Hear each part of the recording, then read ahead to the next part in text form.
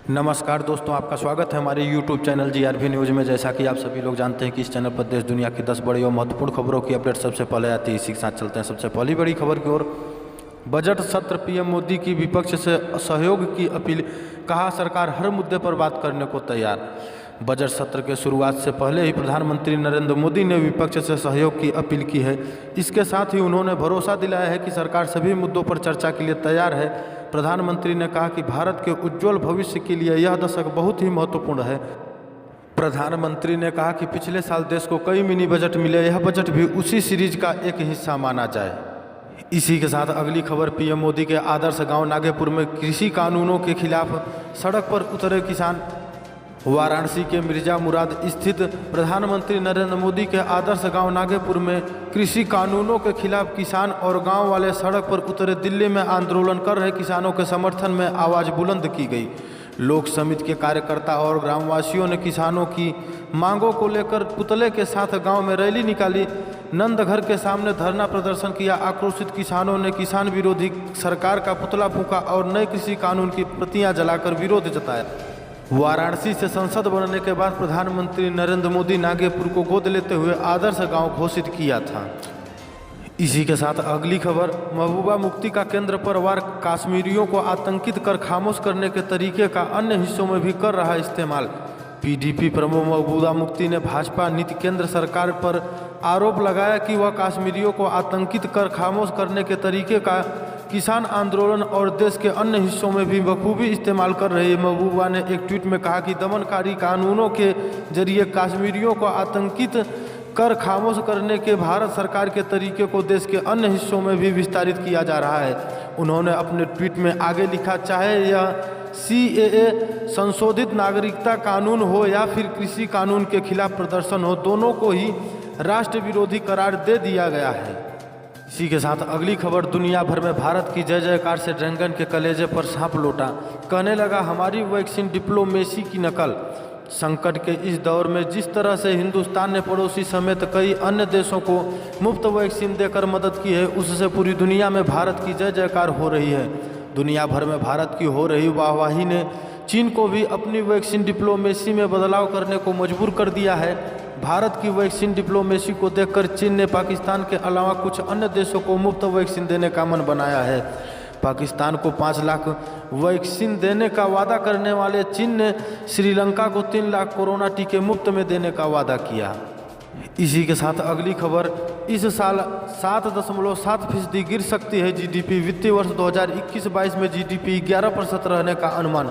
वित्त मंत्री निर्मला सीतारमण ने संसद में आर्थिक समीक्षा पेश की। 1 अप्रैल 2021 को पेश किए जाने वाले बजट से पहले संसद के पटल पर रखी गई समीक्षा में अर्थव्यवस्था की स्थिति की विस्तार से जानकारी दी गई है। मुख्य आर्थिक सलाहकार कृष्णमूर्ति वेंकट सुब्रमण्यम की अगुवाई वाली टीम ने 2020-21 की आर्थिक समीक्षा तैयार की है। इसमें अर्थव्यवस्था के विभिन्न क्षेत्रों के बारे में जानकारी दिए जाने के साथ साथ आर्थिक वृद्धि की गति देने के लिए आगे किए जाने वाले सुधारों के बारे में सुझाव दिए गए हैं। इसी के साथ अगली खबर, राम मंदिर निर्माण के लिए 230 करोड़ रुपए से ज़्यादा एकत्र। रविंद्र पुरी ने 21 लाख रुपए दिए। अयोध्या में रामलला के जन्म स्थान पर श्री राम मंदिर के लिए नींव की खुदाई का काम शुरू हो चुका है। एक तरफ मंदिर के लिए लोग बढ़ चढ़ कर दान दे रहे हैं, तो दूसरी तरफ इंजीनियर मंदिर की नींव की डिज़ाइन फाइनल करने में लगे हैं।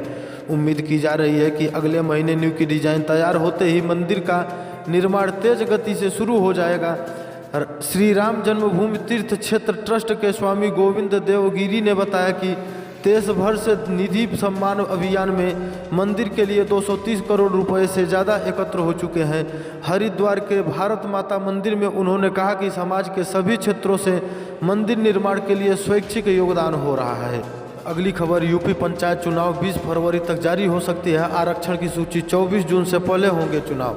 यूपी में त्रिस्तरीय पंचायत चुनाव की तैयारियां जोर शोर से हो रही हैं। प्रशासन, राजनीतिक दल, भावी उम्मीदवार और जनता सब अपने अपने ढंग से तैयारियां में जुटे हैं। इस बीच सभी को आरक्षण सूची जारी होने का इंतजार है। अब पंचायती राज मंत्री चौधरी भूपेंद्र सिंह ने संकेत दिए हैं कि आरक्षण सूची 20 फरवरी के आसपास जारी हो सकती है। उन्होंने कहा कि सरकार की ओर से परिसीमन का काम पूरा हो चुका है। अधिसूचना जारी हो चुकी है। आरक्षण रोटेशन के आधार पर होगा, इसके लिए सैद्धांतिक सहमतियां बन चुकी है। पंचायती राज मंत्री ने कहा कि आरक्षण के लिए जल्द ही गाइडलाइन जारी की जाएगी। इसके बाद आरक्षण की प्रक्रिया शुरू कर दी जाएगी। साथ अगली खबर, नोएडा और गाजियाबाद में वाहन मालिकों को 15 अप्रैल तक हाई सिक्योरिटी नंबर प्लेट लगवाना अनिवार्य। दिल्ली से सटे नोएडा और गाजियाबाद जिलों के सभी निजी और व्यावसायिक वाहनों में 15 अप्रैल 2021 तक high security number plate HSRP लगवानी होगी।